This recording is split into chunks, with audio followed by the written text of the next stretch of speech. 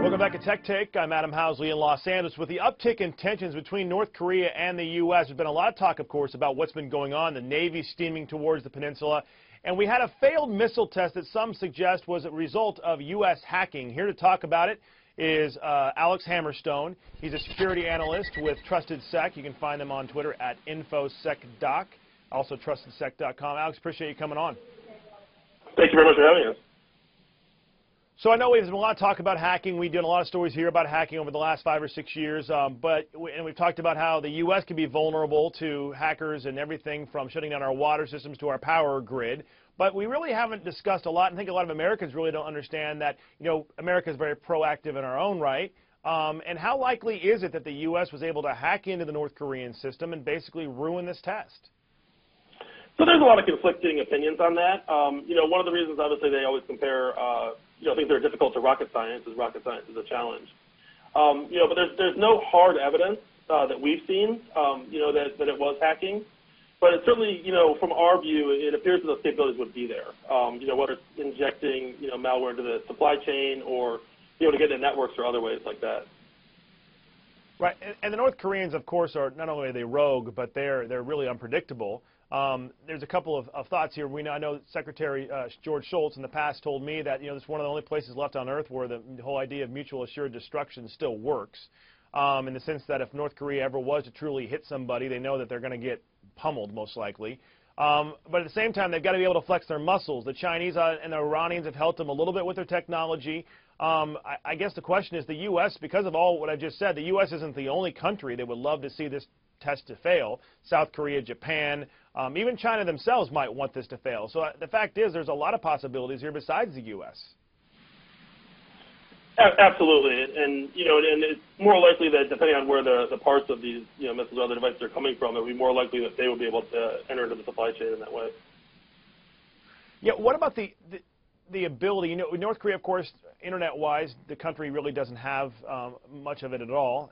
In fact, the government controls everything. I mean, I guess, here we're so connected, it's so hard to believe a country's so disconnected. I mean, when I was thinking about the possibility of this actually happening, I mean, that would mean they would actually have to be connected to the internet or connected to the world in very layman's terms, a World Wide Web, so to speak, in order for someone to be able to get in. It couldn't be just their own system, right? So not necessarily. First off, my understanding is that there would be some connectivity, in the country for probably the more elite or the government. I doubt that, they're completely cut off as well from news and et cetera, everything else in the world. But when it comes to being able to access networks, it's not just when they're connected. There are other means as well. Whether it's somehow, getting them to install USB flash drives with malware on it or being able to introduce the malware into parts of the supply chain or other things like that. So there are other ways besides just the connection. Yeah, good point. That's something I didn't even think about as well. I mean, that's one reason why I think a lot of Americans, we know just enough about technology to be dangerous, or in the case of my parents, they know nothing about technology to be dangerous. Right. When it comes also, one more question for you, too. I mean, is this the future? We've heard about the cyber warfare. We know about Cyber Command. We've heard about all these different agencies that have set up their own cyber units. The U.S. clearly very involved in this. I mean, this is arguably, it could be a safe way or a safer way to stop potential wars. I mean, if we can shut down a missile program or theoretically shut down missiles being launched, that's even better than having a Star Wars type scenario where you're knocking them out of the sky. I think that's kind of the goal here, or the goal would be that, is being able to, without, having an actual, shooting war, to be able to shut down these capabilities and kind of keep things more safe. Do you see this going further? I mean, what's your gut on what we see? Obviously, a lot's going on right now in regards to this, especially. I mean, what do you see coming down the pipeline?